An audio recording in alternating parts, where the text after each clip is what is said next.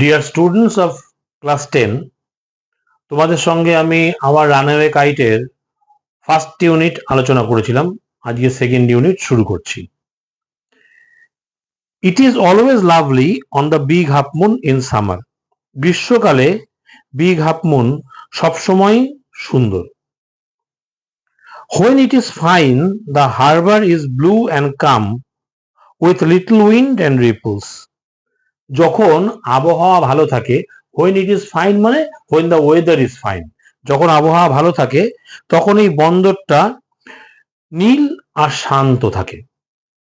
With little wind and ripples, হালকা বাতাস বয় আর অল্প অল্প তরঙ্গ দেখতে পাওয়া যায়। ঠিক আছে। Every summer we had some hobby. প্রত্যেক গ্রীষ্মকালেই আমরা কিছু না কিছু শখ পালন করে থাকি, মানে কিছু না কিছু শৌখিন কাজ করি, শখের কাজ। The last summer before Dick and Mimi came, we were crazy about kites. গত গ্রীষ্মকালে ডিক আর মিমি আসার আগে আমরা ক্ষেপে উঠেছিলাম ঘুড়ির ব্যাপারে, বা ঘুড়ি নিয়ে আমরা ক্ষেপে উঠেছিলাম। A boy on the mainland showed Claude how to make them.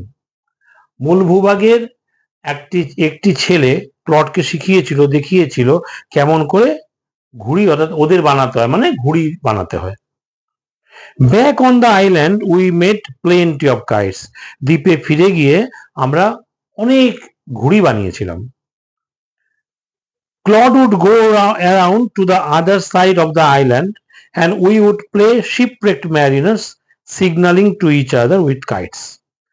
Clod ওই দ্বীপের অন্য দিকে চলে যেত, অন্য প্রান্তে, এবং আমরা খেলতাম জাহাজ ডুবি হওয়া নাবিকদের খেলা, যারা একে অপরকে ঘুড়ির মাধ্যমে সিগন্যাল দিচ্ছে বা ইঙ্গিত দিয়ে তাদেরকে জানাচ্ছে। তোমরা জানো যে এরকম ক্ষেত্রে কোনো একটা কাপড় নাড়িয়ে বা এরকম ঘুড়ি উড়িয়ে জানানো যায় যে সেখানে মানুষগুলো রয়েছে। তাহলে এরাও যেন সেই শিপরেক্ট মেরিনার, জাহাজ ডুবি হয়ে যাওয়া নাবিক, এবং তারা কি করছে না একে অপরকে জানাচ্ছে তাদের অবস্থান এই ঘুড়ির মাধ্যমে। We had a kite that was big and covered with lovely red paper. আমাদের একটা ঘুড়ি ছিল যেটা ছিল বড় আর ঢাকা ছিল একটা সুন্দর লাল কাগজ দিয়ে, মোড়া ছিল। We pasted gold tinsel stars all over it and had written our names full on it, Claudelit and Philippalit, Big Half Moon Lighthouse. আমরা এর সঙ্গে সাঁটিয়ে দিয়েছিলাম আঠা দিয়ে টিনজেল স্টার্স, মানে চকচকে তারা, তারার মতো শেপ আর কি, এবং তার উপরে কি করেছিলাম সারা ঘুড়ি জুড়ে সেই চকচকে তারা লাগিয়ে দিয়েছিলাম, এবং তার উপরে আমাদের সম্পূর্ণ নাম লিখেছিলাম। আমাদের সম্পূর্ণ নাম কি? ক্লডলিট আর ফিলিপ্পালিট।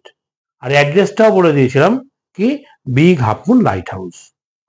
তার মানে বিগ হাফ মুন বাতিঘরের, এবং তাদের নাম ক্লডলিট আর ফিলিপ্পালিট আমরা বুঝলাম। তার মানে এখানে আমরা আরো কয়েকটা জিনিস কিন্তু বুঝতে পারলাম, যে ক্লড বলছিলাম, ওই ন্যারেটর বলেছিল যে তার দাদার নাম হচ্ছে ক্লড, 1 বছরের বড় তার থেকে, তার বয়স হচ্ছে 11, বা দাদার বয়স হচ্ছে 12। আর কি? তাদের পদবি হচ্ছে লিট। আর কি না, ন্যারেটরের নাম তাহলে ফিলিপ্পালিট।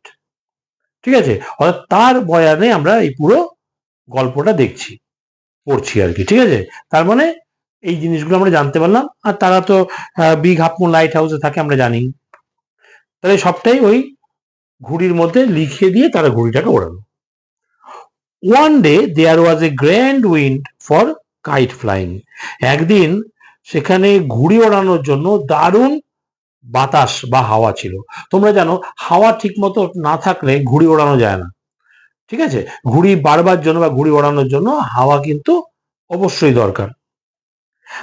I am not sure how it happened, but as I was bringing the kite from the house, I tripped and fell over the rocks.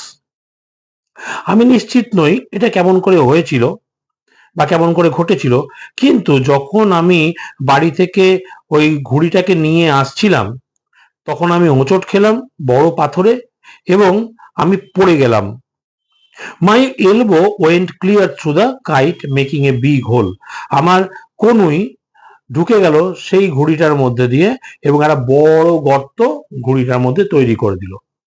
তোমরা সবাই জানো ঘুড়ি খুব পাতলা কাগজ দিয়ে তৈরি হয়, কাজেই যদি কেউ পড়ে যায় আর তার কনুইটা যদি সেই ঘুড়িটার মধ্যে গিয়ে পড়ে, খুব স্বাভাবিকভাবেই কনুইটা ঢুকে যাবে আর একটা বড় গর্ত তৈরি হয়ে যাবে সেই ঘুড়িটার মধ্যে।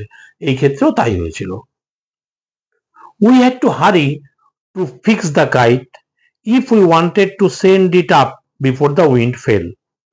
আমাদের তাড়াহুড়ো করে ঘুড়িটাকে সারানোর দরকার ছিল, কারণ যদি আমরা চাইতাম যে ঘুড়িটা ওই বাতাস নেমে যাওয়ার আগে বা বাতাস কমে যাওয়ার আগে অনেক উঁচু অবধি চলে যাক বা অনেক দূর অবধি চলে যাক, তাহলে কিন্তু আমাদের তাড়াতাড়ি করতে হতো।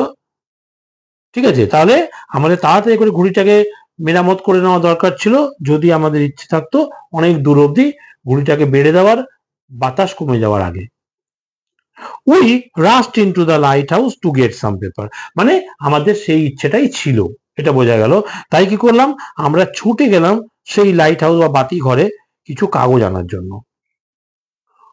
We knew there was no more red paper, আমরা জানতাম সেখানে আর কোনো লাল কাগজ নেই, মানে ছিল না। We took the first thing that came handy, an old letter lying on the bookcase in the sitting room. আমরা হাতের কাছে যেটা পেলাম প্রথম সেটাই নিয়ে নিলাম। সেটা কি ছিল, একটা পুরনো একটা চিঠি, যেটা ওই বসার ঘরের বুক কেসের অর্থাৎ বই রাখার যে আলমারি তার উপর রাখা ছিল। ঠিক আছে, তাহলে হাতের কাছে যেটা পেলাম সেটাই আমরা নিয়ে চলে এলাম। We patched the kite up with the letter, আমরা ওই ঘুড়িটাকে ওই চিঠিটা দিয়ে তাপ্পি মেরে দিলাম, মানে যেগুলো ছিঁড়ে গেছিল তাপ্পি মেরে দিলাম। A sheet on each side and dried it by the fire, অর্থাৎ এবং ঘুড়িটার দুই পাশেই একটা করে কাগজ লাগিয়ে দিলাম এবং এটাকে ওই আগুনে শুকিয়ে নিলাম। ঠিক আছে, তাহলে আগুনে ওই জিনিসটাকে শুকিয়ে নিলাম এবং ঘুড়িটার দুপাশেই দুটো কাগজ লাগিয়ে দিলাম লিটারটার। We started out and up went the kite like a bird. আমরা বেরিয়ে গেলাম বাইরে এবং কি করলাম, এবং এবং ঘুড়িটা একটা পাখির মতো ওপরে উঠতে লাগলো। দেখো, এবং এবং করে দুবার বলা হয়েছে, অ্যান্ড করে, মানে এই কাজটা হতেই থাকলো এইটা বোঝানোর জন্য, মানে ক্রমাগত ঘুড়িটা ওপরে উঠতে লাগলো। ঠিক আছে, পাখির মতো। The wind was glorious and it sword, এই যে বাতাসটা সেটা ছিল গৌরবময়, মানে দারুণ ভালো, এবং কি ইট সোর্ড, সেই যে ঘুড়িটা ভেসে বেড়াচ্ছিল। ঠিক আছে, এই অবধি সব ঠিকঠাকই চলছিল। তারপরে কি হলো, অল অ্যাট ওয়ান্স স্ন্যাপ, হঠাৎ করে স্ন্যাপ মানে একটা ছেঁড়ার শব্দ। তার মানে কি হলো, and there was Claude standing with a bit of cord in his hand looking foolish, এবং সেখানে ক্লড ছিল, দাঁড়িয়ে ছিল একটুখানি সুতো হাতে নিয়ে, দেখে তাকে মনে হচ্ছিল বোকা বোকা, তাকে বোকা বলে মনে হচ্ছিল, কারণ কি ঘুড়িটা ছিঁড়ে বেরিয়ে গেছে।